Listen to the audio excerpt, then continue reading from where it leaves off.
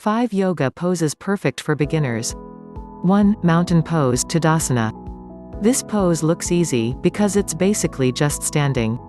But it's the basis for all the other standing poses and inversions. 1. If you do this actively, you'll be working your torso and legs, and you'll be grounding yourself. This can be great for confidence and easing anxiety. 2. Stand with your big toes barely touching, and your heels slightly apart. A good way to gauge your stance is to see if your second toes are parallel.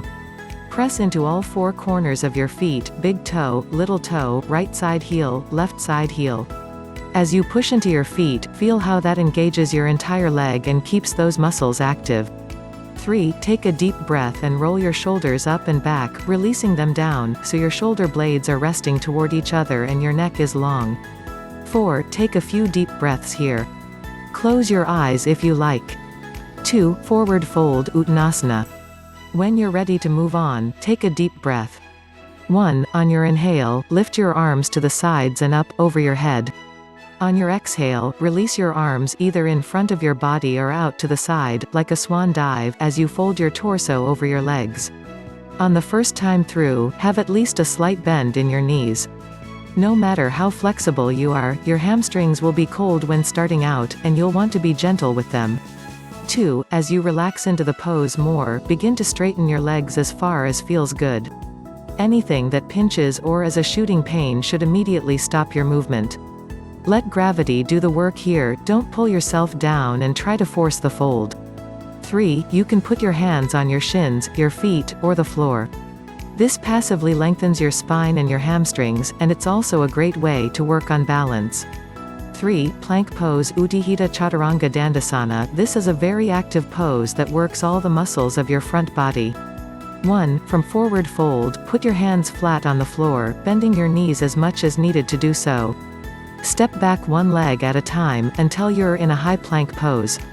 2. Press into your hands, keep your legs parallel and engaged, and pull your belly button toward your spine. Take a few deep breaths here, working your core and your arms. 3. It's easy to drop a little too much and get banana back, or to hunch your shoulders. A good way to figure this pose out as a beginner is to get a friend to look at the shape you're making from the side. Your upper body, from your hands on the floor, up to your hips, should be relatively straight, allowing for some curves due to natural spine curves. 4. Downward facing dog, Adho Mukha Svanasana. This pose elongates your spine, stretches your back leg muscles, and aids in digestion. Since it's a mild inversion, it can release stress, help with headaches, and calm the nervous system. 1. From plank pose, push into your hands and lift your hips up and back on the inhale.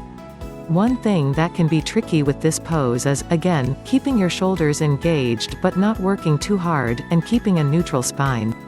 2. Your legs should be straight, and your heels working toward the floor. There will probably be some space between your heels and the floor. You could be very flexible, but if your legs are a bit on the long side, you probably won't have your heels all the way to the floor. That's fine.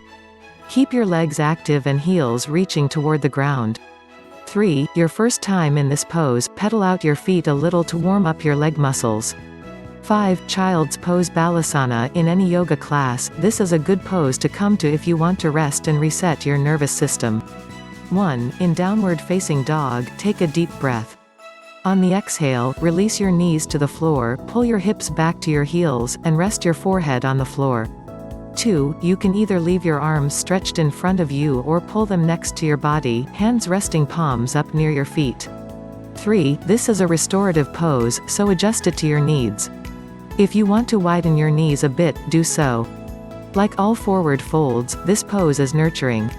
It relaxes your spine, shoulders, and neck, and massages your internal organs.